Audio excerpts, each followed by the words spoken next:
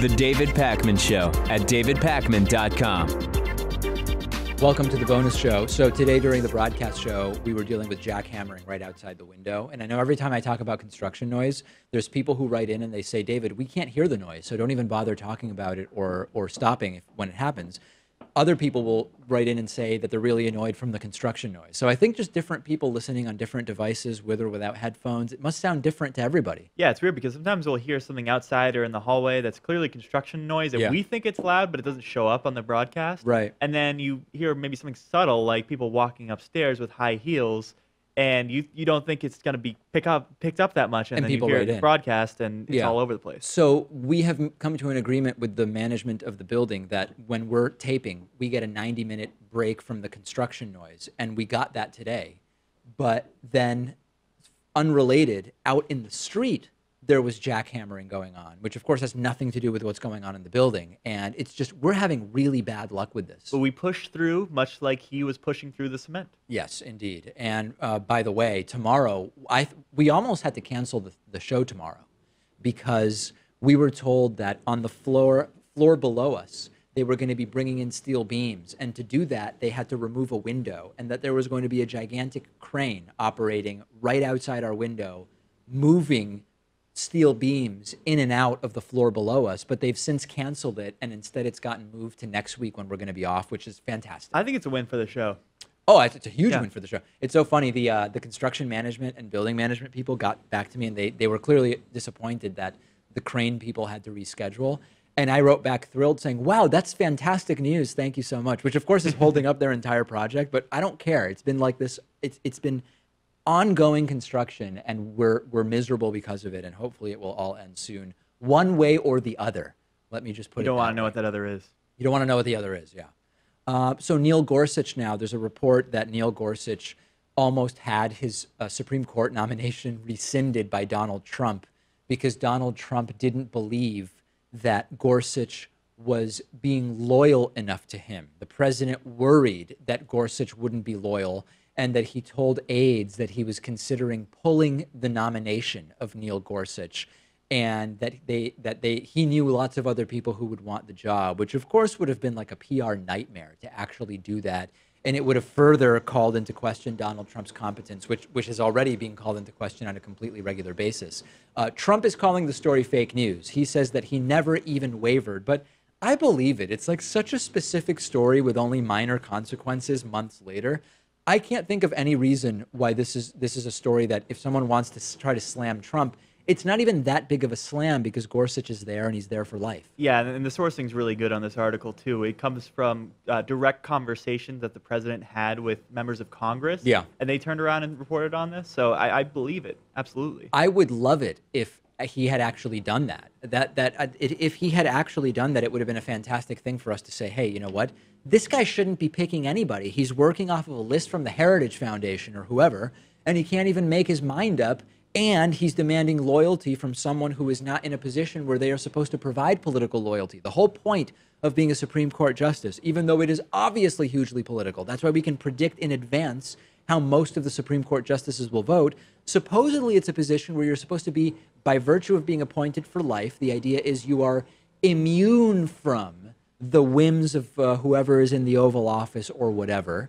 And it would be hugely disturbing to find out that the President of the United States expects loyalty from someone who supposedly is just interpreting the law. Yeah, and Gorsuch was in the right here, too. It was back when Trump was going after the independent judiciary. Yeah. And Gorsuch was going through his Senate confirmation process, and he was asked, if the president demanded something of you, or would you just be independent of the president? Would you follow the law and the Constitution? And it was a softball for him. Yeah, they always ask that. Of course I'm going to. Of course, yeah, that is one of those tee him up and let him hit a home run questions. But they ask it for a reason, which is just to get it on the record in case you ever do get a situation like that. And that triggered Trump.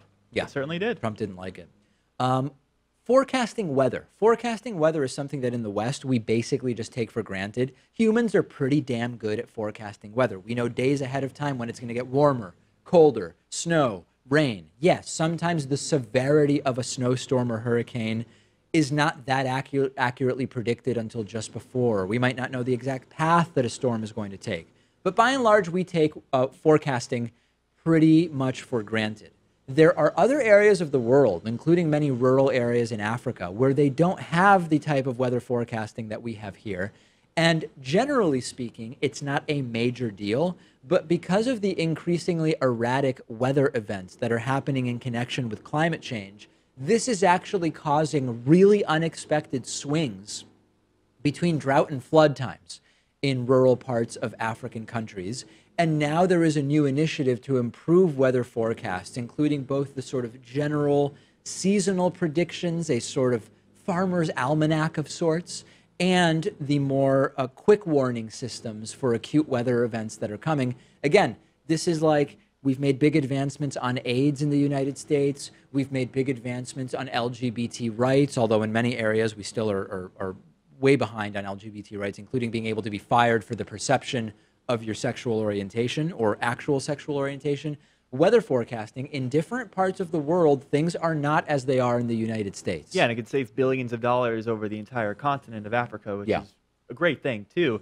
It's interesting, though, because I can understand how seasonal forecasts would help out the farmers, right? They know which crops to grow, which ones to avoid, when to harvest, you know, if they have to make adjustments. Yeah. But if they only know a few days in advance that there's going to be some sort of flood or major event, I don't know how that can really help, you know? That's a good question, yeah, because if you are in a rural area, I mean, I guess everything from sandbagging to prevent the flooding of crops to maybe evacuation if it's going to be that bad. I guess it's always good to know, right? It's Yeah. always good to prepare, even if it's just a few days. It's a fair point, though. Depending on how rural your location is and what access to resources you have, your ability to actually do something might be relatively limited. Or to hear about the information. Or to even, how do you even get the information? information? If the forecasting's going on miles away from you, 100 miles away from you, that information has to get to you. This is why mobile phones are so important in these areas, mobile phones and satellite phones, because you can at least receive basic text messages, which might be able to warn an entire community about an incoming weather event. So very, very important stuff. I remember when I was, I think, in 5th grade, 2005 was when Hurricane Katrina hit, and I was in my music class. And my music teacher said, you know, if this hurricane hit 100 years ago, music as we know would not exist, right? Because the whole jazz era would have been taken out. People would not have been able to predict the storm hitting New Orleans and would have not have been able to evacuate, even though many people didn't. And it would have killed brilliant jazz musicians, I guess is the idea. And everything that transcended from that afterwards, pop and rock music and rap music. That relates to this idea that we have in our minds about the forward course of history as an inevitability, when everything that has happened effectively by chance and as one of an infinite number of possibilities. And one interesting one that I heard is that we now consider Hitler, Stalin, and Mao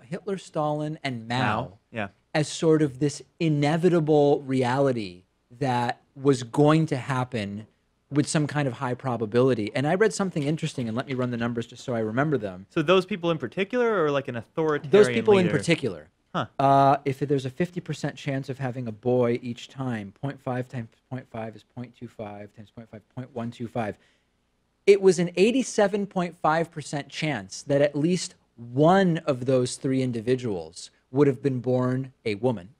And we know that these authoritarian dictators are basically exclusively men. So it was only a 12.5% chance that those three Homo sapiens babies were going to be men, and only one of them not being a man would have drastically changed the progress, the path of human history. Anyway, once I read that, and I thought it was interesting, and this idea of the inevitability of history. I don't know. I think like any single event could change the course of history, though, because I mean, when people reproduce, you're dealing with like millions or hundreds of millions of sperm cells. Sure. So if something goes on throughout the day that alters that in any case, I think a different sperm is going to get to that egg, and then a different person is going to be formed from that. No doubt. Yeah, absolutely. There could have also, these three individuals could have also been born male, but from a different sperm cell, and ultimately ended up not being these horrific people and different people altogether. Yeah. Anyway, interesting little math problem. Where did I once read that? I don't remember where I read that. That was pretty impressive doing off that quick math on the show. It's in a book. Well, 0.5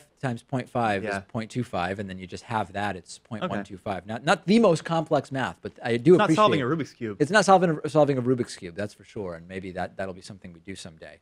Okay. What about going to a different solar system? NASA now has a plan to go to Alpha Centauri. What's the I right? call it Alpha Centauri. Centauri. Yeah, I don't know why I have trouble with that.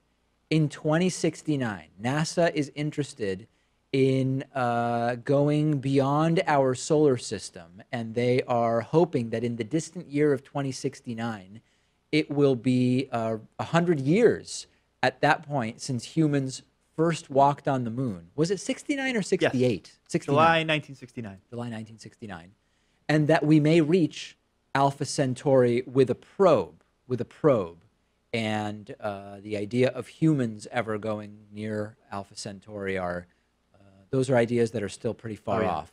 But I think all of this is cool. I know a lot of people don't think about it, or they think it's a waste of time, or they don't think it's interesting, but I love this stuff. So we'd have to be able to travel at 10% of the speed of light for this to be a reasonable goal. And even then, it would take 40 years. Yeah. So we're a long ways off from that. I think we're like at 0.001% the speed of light right now. Yeah. That's the fastest we can have something travel at. But we do have models that would at least be consistent with our understanding of the physical world, that would conceivably, if we have the right technological advancements, allow us to, over a very long period of time, accelerate to a larger fraction of the speed of light. Yeah. And of course, then you would experience, based on Einstein's theory of relativity, time dilation, and all of this other stuff that is right now mostly the lore of science fiction writing. It just feels like we've had this exponential growth of technology since, I don't know, like the second industrial revolution, let's say. Yeah. And we don't know for sure that that's going to continue,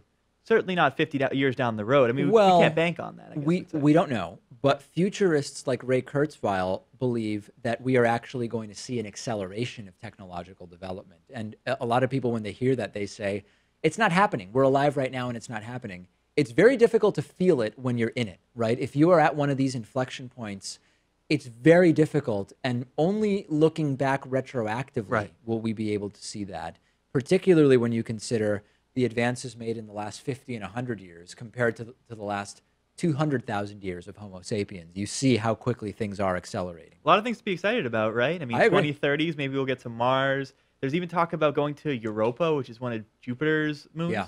That could be hospitable to life. Europa belongs to them. The other moons, fine, but Europa belongs to them. Only Europeans can go to Europa, though. Do you know what Americans. I'm quoting from them? No, I don't. Arthur C. Clarke. Okay. And I believe it was Europa that in the Space Odyssey series, not 2001, but in the later ones, where, spoiler, the moons of Jupiter do play a role. I don't think I'm really spoiling anything by saying that. I believe Europa is the one we are not supposed to go to. And if I genuinely just spoiled something for you, then I do apologize. That's too bad. Now I have no inclination to read it. Yeah, Pat was about to start reading those 4 books. Okay, that's it for today. Thank you. We will talk to you tomorrow, now with no crane noise, hopefully, outside of our studio. And ideally, the jackhammering will be done by tomorrow as well. The David Pakman Show at davidpakman.com.